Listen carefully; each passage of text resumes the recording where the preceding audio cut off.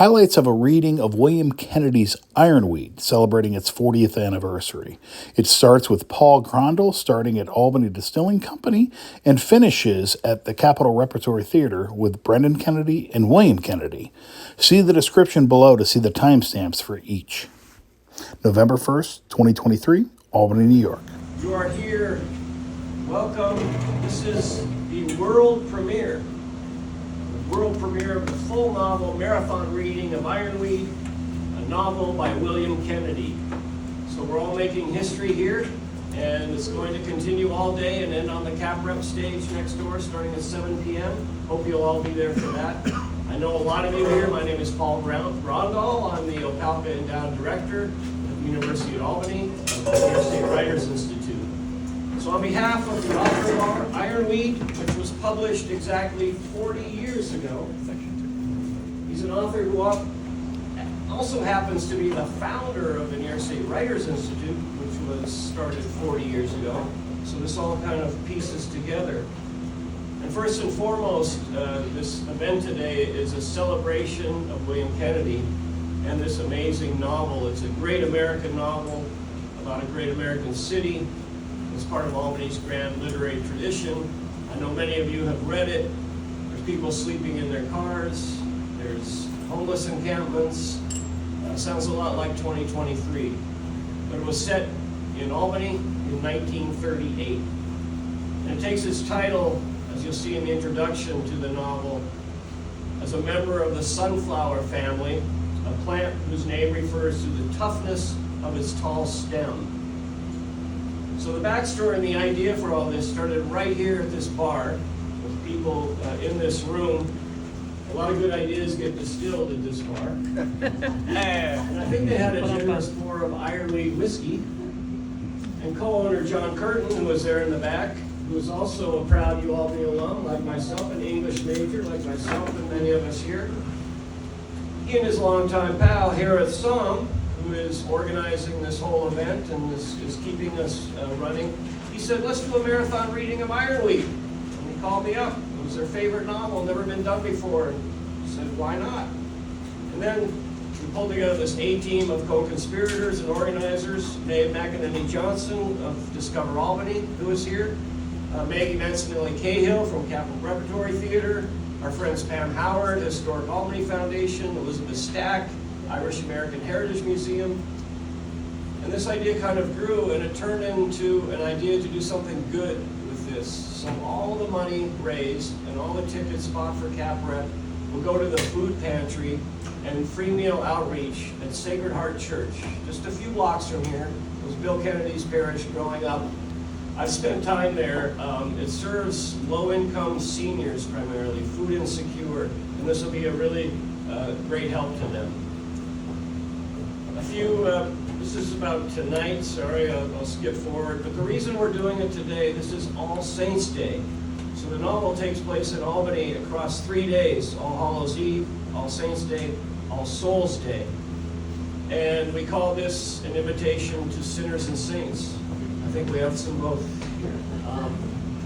So I won't go into what we're going to say tonight, but I would mention a couple things when this novel was published in 1983. You probably all know it was rejected by 13 publishers. Finally, Viking Press published it in 1983. Bill Kennedy was 55 years old. He was awarded the Pulitzer Prize in Fiction for fiction in 1984. The New York Times Book Review, Robert Towers wrote this: unlike many modern novelists who are distant from their characters, Kennedy's fiction exudes compassion. Work of unusual interest, original in its conception, full of energy and color, a splendid addition to the Albany cycle. The critic Stefan Beck wrote this, which I love. He wrote, a book cannot save a city, but it can prove that a city is worth saving.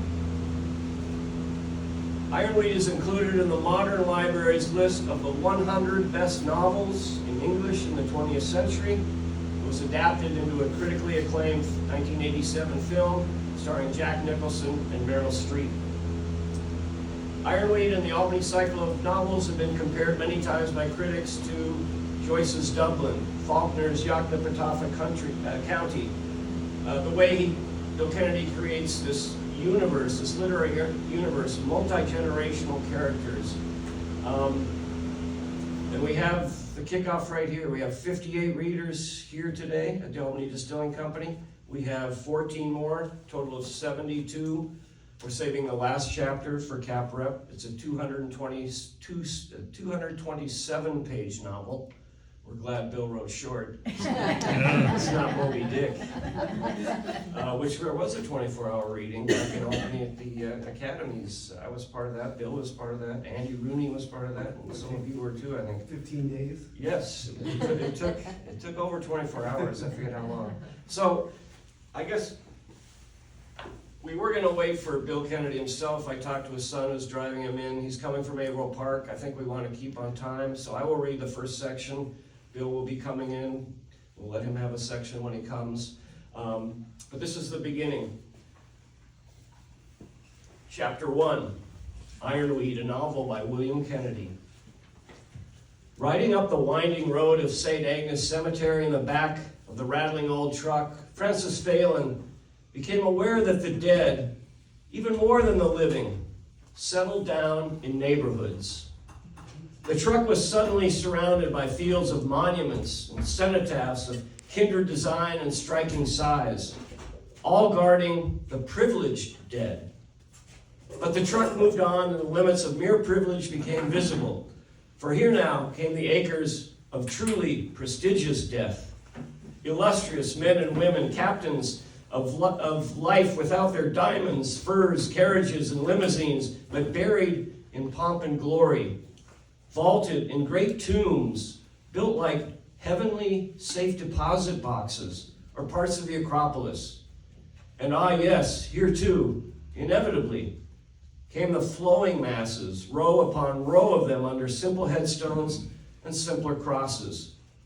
Here was the neighborhood of the Phelans. Francis's mother twitched nervously in her grave as the truck carried him nearer to her. And Francis's father lit his pipe, smiled at his wife's discomfort, and looked out from his own bit of sod to catch a glimpse of how much his son had changed since the train accident. Francis's father smoked roots of grass that died in the periodic droughts afflicting the cemetery. He stored the root essence in his pockets until it was brittle to the touch, then pulverized it between his fingers and packed his pipe. Francis's mother wove crosses from the dead dandelions and other deep-rooted weeds, careful to preserve their fullest length. She wove them while they were still in the green stage of death, then ate them with an insatiable revulsion. "Look at that tomb," Francis said to his companion. "Ain't that something? That's Arthur T. Croghan. I saw him around Albany when I was a kid. He owned all the electricity in town." "He ain't got much of it now," Rudy said. "Don't bet on it," Francis said. "Them kind of guys hang on to a good thing." James Watt invented the steam engine, Rudy said. He was only 29 years old. He was a wizard, Francis said. Right. Charles Darwin was a very great man, master of botany. Died in 1936. "What's he talking about?" Mac asked. "He ain't talking about nothing," Francis said. "He's just talking. Sir Isaac Newton. You know what he did with the apple?" "I know that one," Bullet Shoe said. "He discovered gravity." "Right. You know when that was? 1936. He was born of 2 midwives. "You got a pretty good background on these wizards," Francis said. "God loves a thief," Rudy said. "I'm a thief." "We're all thieves," Francis said. "What'd you steal?" "I stole my wife's heart," Rudy said. "What'd you do with it?" "I gave it back. It wasn't worth keeping." "You know where the Milky Way is?" "Up there somewhere," as Francis said, looking up at the sky, which was as full of stars as he'd ever seen it. "Damn, I'm hungry," Michigan Mac said. "Here," said Andy, "have a bite." And from a coat pocket, he took a large raw onion. "That's an onion." "Another wizard," Francis said. Mac took the onion and looked at it, and then handed it back to Andy, who took a bite out of it and put it back in his pocket. Guy at the grocery, Andy said, "Mister, I told the guy I'm starving. I gotta have something." And he gave me 2 onions. "You had money," Max said. "I told you, get a loaf of bread, but you got a pint of wine." "Can't have wine and bread too," Andy said. "What, Frenchman?" "You want to buy food and drink," said Francis, "you ought to get a job." "I caddied all last week," Max said, "but that don't pay, that shit. You slide down them hills. Them golf guys got spikes in their shoes. Then they tell you, go to work, you bum." "I like to, but I can't. Get $5-6 and get on the next train." "I'm no bum. I'm a hobo." "You moving around too much," Francis said. "That's why you fell through that hole." "Yeah," said Mac, "but I ain't going back to that joint. I hear the cops are picking up the boys out of there every night. That pot is hot. Travel on, travel on." "Cops were here tonight earlier shining their lights," Andy said. "They didn't pick anybody up." Rudy raised up his head and looked over all the faces in front of the fire. Then he looked skyward and talked to the stars. "On the outskirts," he said. "I'm a restless person, a traveler." They passed the wine among them, and Andy restoked the fire with the wood that he had stored in his lean-to. Francis thought of Billy getting dressed up in his suit, top coat, and hat, and standing before Francis for inspection. "You like the hat?" he asked. "I like it," Francis said. "It's got style." "Lost the other one," Billy said. "First time I ever wore this one. You look all right." "It's mighty stylish," Francis said. "All right, gotta get downtown," Billy said. "Sure," said Francis. "We'll see you again," Billy said. "No doubt about it," Francis said. "You hanging around Albany or moving on?" Billy asked. "Couldn't say for sure," said Francis. "A lot of things that need figuring out." "Always is," said Billy. And then they shook hands and said no more words to each other.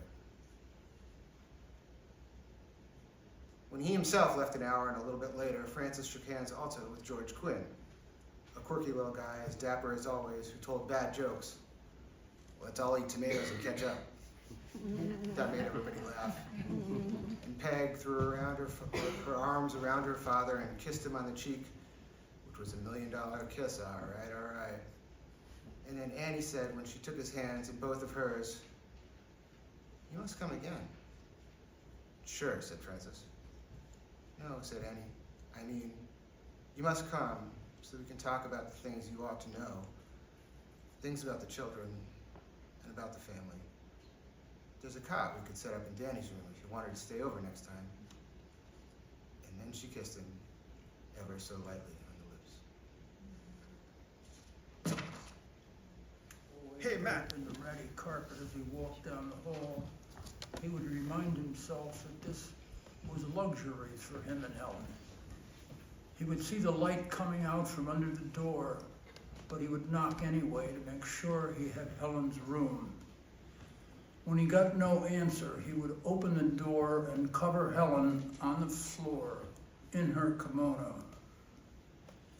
He would enter the room and close the door and stand looking at her for a long time. Her hair would be loose and fanned out and pretty. He would, after a while, think of lifting her onto the bed, but decide there was no point in that, for she looked right and comfortable just as she was. She looked as if she were sleeping. He would sit in the chair looking at her for an amount of time he later would not be able to calculate, and he would decide that he had made a right decision in not moving her, for she was not crooked. He would look in the open suitcase and would find his old clippings and put them in the inside coat pocket. He would find his razor and his penknife and Helen's rhinestone butterfly, and he would put these in his coat pocket also. In her coat, hanging in the closet, he would find her $3.35, and he would put that in his pants pocket, still wondering where she got it. He would remember the $2 he'd left for her and that she would never get now, nor would he, and he would think of it as a tip for old Donovan. Helen says thank you. He would then sit on the bed and look at Helen from a different angle. He would be able to see her eyes were closed, and he would remember how vividly green they were in life, those gorgeous emeralds.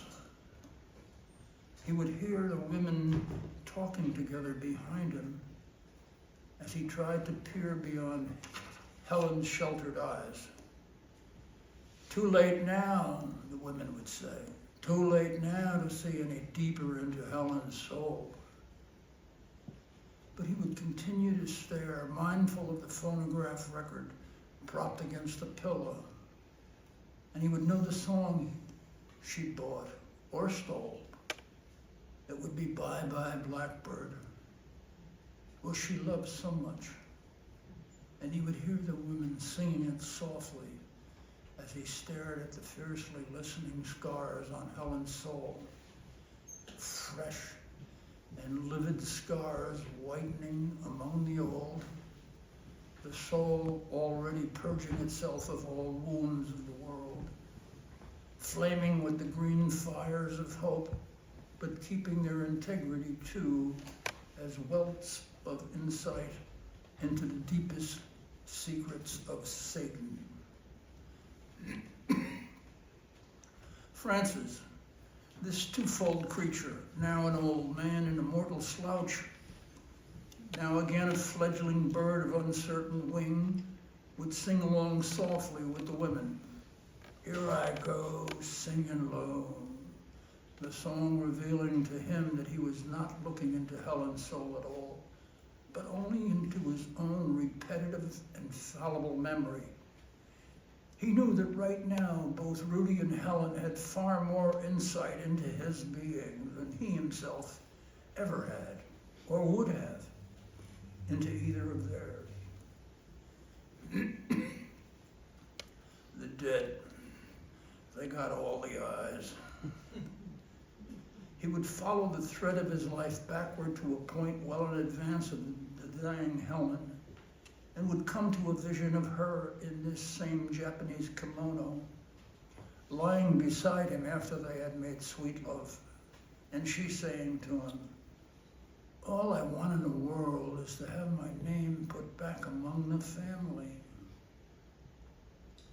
And Francis would then stand up and vow that he would one day hunt up Helen's grave no matter where they put her. And he would place a stone on top of it with her name carved deeply in its face. The stone would say, Helen Marie Archer, a great soul. Francis would remember then that when the great souls were being extinguished, the forces of darkness walked abroad in the world, filling it with lightning and strife and fire. And he would realize that he should pray for the safety of Helen's soul, since that was the only way he could now help her. But because his vision of the next world was not of the court of heaven, where the legion of souls in grace venerate the holy worm, but rather of a foul mist above a hole in the ground, and where the earth itself purges away the stench of life's rot. Francis saw a question burning brightly in the air. How should this man pray? He would think about this for another incalculably long moment and decide finally that there was no way for him to pray. Not for Helen, not even for himself. He would then reach down and touch Helen on the top of the head and stroke her skull the way he would reach down and touch Helen on the top of the head and stroke her skull the way a father strokes the soft fontanelle of his newborn child. Stroke her gently so as not to disturb the flowing fall of her hair, because it was so pretty. And then he'd walk out of Helen's room, leaving the light burning. He would walk down the hall to the landing, salute the night clerk, who would be dozing in his chair, and then he would re-enter the cold and living darkness of the night. By dawn, he'd be on the Delaware and Hudson freight heading south toward the Lemonade Springs. He'd be squatting in the middle of the empty car with the door partway open, sitting a little out of the wind. He would be watching the stars, whose fire seemed so unquenchable only a few hours before, now vanishing from an awakening sky that was between a rose and a violet in its early hue. It'd be impossible for him to close his eyes, and so he would think of all the things he might now do. He would then decide that he could not choose among all the possibilities that were his. By now, he was sure only that he lived in a world where events decided themselves, and that all a man could do was stay one jump into their mystery. He had a vision of Gerald swaddled in the silvery web of his grave, and then the vision faded like the stars, and he could not even remember the color of the child's hair. He saw all the women who became three, and then their impossible coherence also faded, and he saw only the glorious mouth of Katrina, speaking words that were little more than silent shapes. And he knew then that he was leaving behind more than a city and a lifetime of corpses. He was also leaving behind even his vivid memory of the scars on Helen's soul. Strawberry Bill climbed into the car when the train slowed to take on water, and he looked pretty good for a bum that died coughing. He was all duded up in a blue seersucker suit, straw hat, and shoes the color of a new baseball. "You never looked that good while you was living," Francis said to him. "You done well for yourself over there." "Everybody gets an Italian tailor when he checks in," Bill said. "But say, pal, what are you running from this time?" "Same old crowd," Francis said. "The cops." "Ain't no such thing as cops," said Bill. "Maybe it ain't none of them got to heaven yet, but they've been pestering hell out of me down here. No cops chasing you, pal. You got the poop? Would I kid a fella like you?" Francis smiled and began to hum Rudy's song about the place where the bluebird sings. He took the final swallow of Green River whiskey, which tasted sweet and cold to him now, and he thought of Annie's attic. "That's the place," Bill told him. "They got a cot over in the corner near your old trunk." "I saw it," Francis said. Francis walked to the doorway of the freight car and threw the empty whiskey bottle at the moon, an outshoot, fading away into the rising sun. The moon made music like a soulful banjo when they moved through the heavens, divine harmonies that impelled Francis to leap off the train and seek sanctuary under the holy Phelan eaves. "You hear that music?" Francis said. "Music?" said Bill. "I can't say as I do." "Banjo music. Mighty sweet banjo. That empty whiskey bottle's what's making it. The whiskey bottle and the moon." "If you say so," said Bill. Francis listened again to the moon and his bottle and heard it clearer than ever. When you heard that music, you didn't have to lay there no more. You could get right up off in that old cot and walk over to the back window of the attic and watch Jake Becker letting his pigeons loose. They flew up and around the whole damn neighborhood, round and round. Flew in a big circle and got themselves all worked up, and then old Jake, he'd give them the whistle and they'd come back to the cages. Damnedest thing. "What can I make you for lunch?" Annie asked Francis. "I ain't fussy. Turkey sandwich would do me fine. You want tea again?" "I always want that tea," said Francis. He was careful not to sit by the window where he could be seen, and when he watched the pigeons or when at the other end of the attic, he looked out at the children playing football in the school athletic field. "You'll be all right if they don't see you," Annie said to him. She changed the sheets on the cot twice a week and made tan curtains for the windows and bought a pair of black drapes so he could close them at night and read the paper. It was no longer necessary for him to read.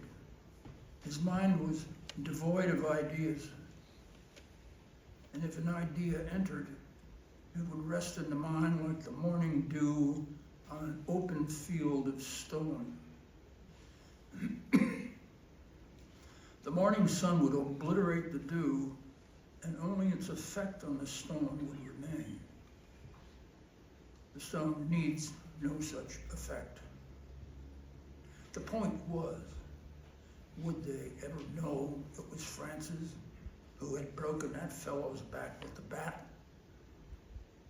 For the blow indeed had killed the murdering bastard. Were they looking for him? Were they pretending not to look for him?